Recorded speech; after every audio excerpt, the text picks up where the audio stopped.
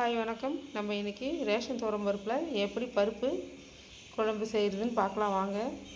அதுக்கு நான் 1 டம்ளர் பருப்பு எடுத்திருக்கேன். அதை நல்லா கழுவி வச்சுட்டு இப்போ அது கூட தண்ணி சேர்த்துடலாம். தண்ணி சேர்த்துட்டு அது ஊறட்டும். இதுக்கு தேவையான வெங்காயம், தக்காளி, பூண்டு, பச்சை மிளகா இது எல்லாத்தையும் நம்ம அதோடு சேர்த்துக்கலாம். சேர்த்துக்கிட்டு நான் ஒரு 3 தக்காளி எடுத்திருக்கேன்.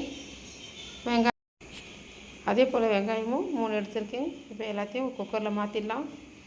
போட்டுட்டு கூட மஞ்சத்தூள் சேர்த்துட்டு ஒரு பெருங்காயத்தூள் 1 ஸ்பூன் சேர்த்துட்டு நம்ம குக்கரை மூடி வச்சிடலாம். பருப்பு வேகட்டும். வெந்த உடனே உங்களுக்கு காட்டுறேன் பாருங்கள். இதோட தேவையான மஞ்சத்தூளும் சேர்த்துக்கோங்க. இப்போது நம்ம குக்கரை மூடி வச்சிடலாம். பெருங்காயத்தூள் 1 சேர்த்துக்கிடலாம். இப்போ தாளிக்க கடுகு வெந்தயம் போட்டு தாளிச்சாச்சு. அது பொரியட்டும். இதோட வெங்காயம் சேர்த்துக்கலாம். வெங்காயம் நல்லா வதங்கி வரட்டும். பூண்டு 2 பல் தட்டி அதை சேர்த்துக்கலாம். இதோட கருவேப்பிலை சேர்த்துக்கலாம். காஞ்ச மிளகாவும் சேர்த்துக்கலாம்.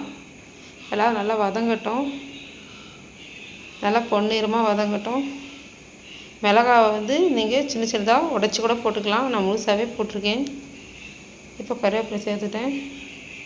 இது எல்லாமே நல்லா வதங்கட்டும். இந்த தாளிப்பை நல்லா வதக்கிட்டு நம்ம பருப்பில் சேர்த்துடலாம். இப்போ பாருங்கள் எல்லாம் நல்லா வதங்கிட்டுருக்கு.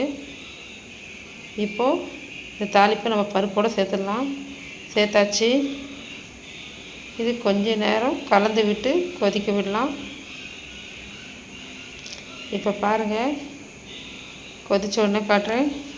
இந்த மாதிரி பருப்பு நீங்கள் ரேஷன் பருப்பில் நம்ம பருப்பு கடைஞ்சி சாப்பிட்டு நெய் ஊற்றி சாப்பிடும்போது அவ்வளோ அருமையாக இருக்கும். நீங்களும் ஒரு வாட்டி ட்ரை பண்ணி பாருங்கள். இதோட சப்பாத்தி சாப்பாட்டுக்குமே அவ்வளோ அருமையாக இருக்கும். நீங்கள் ட்ரை பண்ணி பாருங்கள். ரேஷன் துவரம் பருப்பில் வச்ச பருப்பு மாதிரி பருப்பு குழம்பு மாதிரி தெரியாது. சூப்பராக அருமையாக டேஸ்ட்டாக இருக்கும். என்னோடய சாப்பாடு ரெடி.